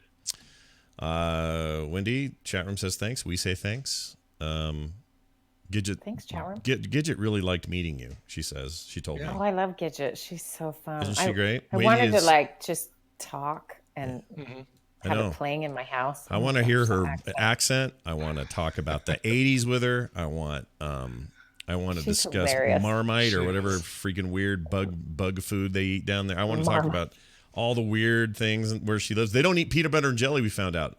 Like they don't do it. Nope. That's peanut butter, yes. Well, they eat them individually, but they don't put them together. Right. Oh, right. Yeah. Do you realize like most of the world doesn't eat peanut butter? Yeah, no, I know. That's what's wrong with everybody. It's a great, it's great, easily I'll renewable tell you what's food. wrong with Europeans. Sounds like their problem, not ours. Not ours. You know what they do is they eat Nutella, and honestly, you would pick Nutella over peanut butter. Oh, totally. I have a thing in Nutella upstairs. Let me tell you what I like to do. I like to go upstairs once in a while, not always. I like to get a spoon. I get a tablespoon, half full of peanut butter, half full of Nutella, it's basically homemade Reese's peanut butter cups. It's fantastic. How do you fill? So do you get peanut butter in the Nutella then, or do you get Nutella in the peanut butter? How do you do this? Both ways. Doesn't matter. And does not matter. No discrimination. But one's got to be smearing into the other. Yeah, totally. And I'm okay with, but like I'm saying, I usually go Nobody into in the house. Nobody in the house cares if there's a little bit of peanut butter in the Nutella or a little bit of peanut butter. Well, I mean, they may tell you different than me, but I'm going to say no one cares. But I'll bet they do. I'll bet Kim cares that I do this. But it's so good. Oh. You know what you could do is you take you first spoon your peanut butter, then you take a butter knife and push the peanut butter to the back of the spoon. Then you go in for the Nutella, and very little of that peanut butter will get into the Nutella that way. There you go. Okay, I have a really, really weird question. Okay, go. Sure. Scott? Yeah. Are you the big spoon or is Kim the big spoon? And Brian, same for you. What do you mean, big spoon? Like when you mean spooning? When you're like spooning, yeah. Mm-hmm. Oh, I'm the. You mean who's on the outside? Yeah, the big spoon's the one on the outside. The little spoon's the little. I've never heard this talked about in this regard. Do you have the drawer where the all the silverware is all separated, right? Yeah. Yeah. Yeah, that's what Tina and I are. We don't neither of us can sleep if the other one is freaking hanging all over us. You know what that is? That's perfect. Yeah, no, that's awesome. Yes. That's you're Ricky and Lucy is what you are. We are Ricky and Lucy without the separate beds. Right. Stay That's on your amazing. side. Kim, let me think. Because the way I always lay on my left side. I'm just trying to orient myself here. Yeah, left side. So it's always Kim. Kim's the big spoon. I'm the little spoon. See, I find, because recently a friend of mine who's tiny and her husband's giant, she's the big spoon. And I cannot stop laughing about it. And you do the same thing. Well, I guess Kim's not that much tinier than you, though. No. Anyway, I just want a quick survey. Everyone tell me if you're big or little. It's just a quick. I used to be the big spoon, by the way, back in a different relationship. Uh-huh. I was the big spoon, and the person that I was spooning would have these weird sleep spasms, and I think that probably also helped to turn me off from the whole spooning thing. Because you were like, Oh, that's hilarious. Spooning, and Brian's history with spooning, not a thing I expected to get today. I know, exactly. This has really been enlightening. All right. Well, enlightenment aside, we will see you next week, Wendy, with more fun stuff in the lives of our listeners and ourselves. It's Wendy Dunford on Instagram, and you can find the website at therapythursdays.com. I guess that's everything. it is. Yeah, that was a lot of fun seeing you. I hope we do that sort of thing again. It was super. Yeah, it was way fun. Let's do it next year. Let's go to Vegas. Woo! All right, we'll see you later. Bye. Okay, Brian? Yeah, you'll notice that I haven't talked about doing this again next year or even the rumored Nertacular or anything like that. I feel like we need at least a couple weeks to get the stink of Vegas behind us. Yeah, you got to let it ride. Yeah. There's no need to jump to any conclusions because exactly. That question has come up a lot in each of the discords. Yeah. And it always does. But here's what we got. Don't worry, everyone. It'll all be fine. There will be something. There'll be something, and next year could be really something if a couple of my ideas work out. I don't know. Wow. I didn't even talk to Brian about it yet. Yeah. Because we're in this mode of we need a few weeks to just not care about it. We're just gonna do stuff and move on with our lives. Yes. All right. I finally know what the sun is like again after being on the phone with hold on, I gotta call HyperX. Oh no, it's the Plaza's on the phone. Oh, we're close to our limit of our booking. Okay, let me give them a call. Oh darn it, the ballroom fell through. Now I need to find some other place to blah blah blah. Every time I talked to James, he was like, "Yeah, still pissed about that." He was always mad about that room. Oh yeah, the showroom, the thing totally fell apart. It's all right. It's gonna work out. It is so dead on. Like you do a couple I can't of good remember impressions. if I did that. I know I did that in front of Svet, but I can't remember if I'm pretty sure I did that. I don't think you James. ever did it in front of James. If you did, I missed it. I would love to have seen that. Yeah. But it is. He's like, oh no, I don't sound like that at all. It's just like him. Oh, I want them to become a really popular, well-known international band so that when Brian does the impression, everyone knows what you're doing, Because if you don't know James, you don't know what this is, and it's so perfect. It's perfect. All right. Tomorrow afternoon, TMS PM will air at 3:30 p.m. Mountain Time. We will be here for that. Brian, you're going to Chicago soon. What's that about? I am going to Chicago in June, on June 14th, and only June 4th. Come spoon with me on June 14th in Chicago. Here's the deal.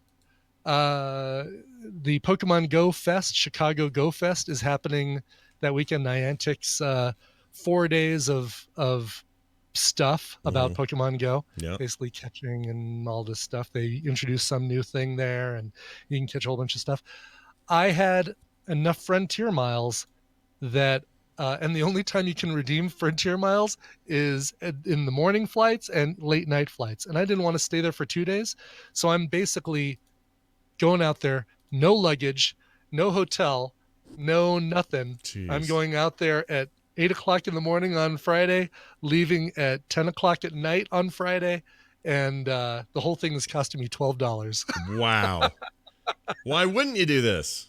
Why wouldn't I do it? Exactly. The things were going to expire on May 9th. So I basically had to use them up. So it's like, oh, let's just use them on this. Perfect. Yeah. This is exactly cool. Worked out to get, so I'm going to go out there, catch them all, and then get back on a plane. And I think the only thing I'm taking is, besides my phone and a battery pack and stuff like that, is probably will take my iPad so I can watch whatever our Film Sack movie is on the plane. Oh, right, because you could be coming right back. I'll come right back and we'll do a Film Sack the next day. Oh, that's hilarious. Well, I'm excited for you. That sounds like a fun little jaunt. It should be a lot of fun. So I don't know what kind of time I'm going to have out there, but I do know it's going to take place in Grant Park, and it's a completely open park. Basically, people who aren't playing can still wander around the park with people who are playing. So if you want to come find me, that'd be great. I'd love to meet you if you live in the Chicago area and want to come hang out. Is it it doesn't cost, right? Like you just be there, or it doesn't? It does. There's a ticket. Cost. Okay. You basically had to, and they did a very similar thing to BlizzCon with this whole lottery. Like you express your interest in going, and then you're put into a lottery where if your name is pulled, you can buy your tickets, and then it moves on till they run out of tickets, basically. Oh yeah, I actually like that. I think that's a great way to do that. I do too. Yeah. I think it is a good way to do it, because it should be blocked out from freaking scalpers. I completely agree. They're the worst. We're scum on earth, and I apologize if there are scalpers listening to the show, but please go find another vocation. Yeah. Do something else. But basically, if you bought a ticket, the first thing you do is go check in with like a QR code with your phone that verifies that you're a player who has a ticket, and then all these things get unlocked just for you on your phone. Oh, okay. So other people who are playing Pokemon can wander around, but if they don't have a ticket, they're not going to see all the things that we see. The fancy cool stuff that makes you a cool kid. The fancy cool stuff. Exactly. I get you. So, well, all right. Anyway. Sorry, the date again? Remind me of the date. June 14th. June 14th. Even Barry and Bobby Ann are probably going to be there as well, and the whole Pokemon Go podcast crew. Well, careful. She'll lick your arm when you're not paying attention.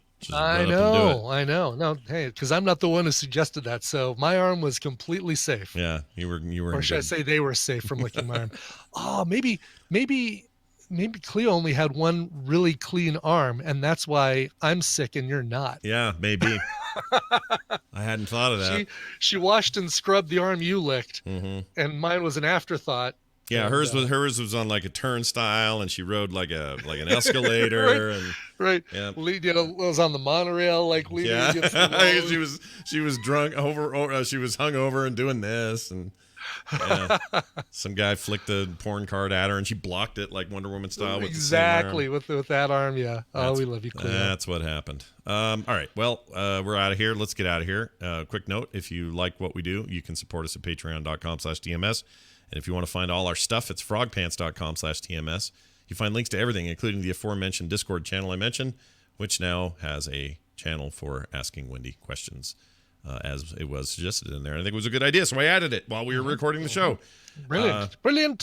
We'll see you guys tomorrow for PM, Instance in the morning. What else this afternoon? There's other stuff today.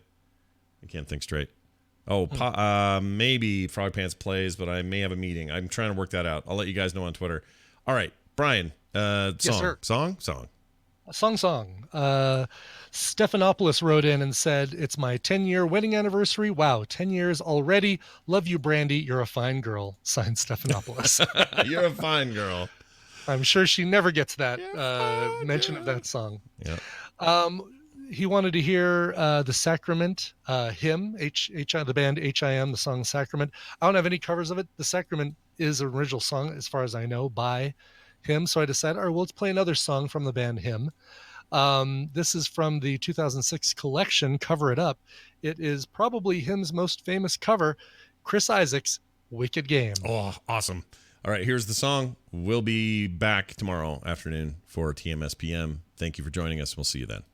This show is part of the Frog Pants Network. Frog Pants Network. Get more shows like this at frogpants.com. Good dog per day. Well, that's an oldie That but a one goodie. in a while. Yeah. It's been some time. Yes. Producers, is that what that was? Yes, I think. Yeah. The original, right? Yeah. Yes. Not the Broderick one.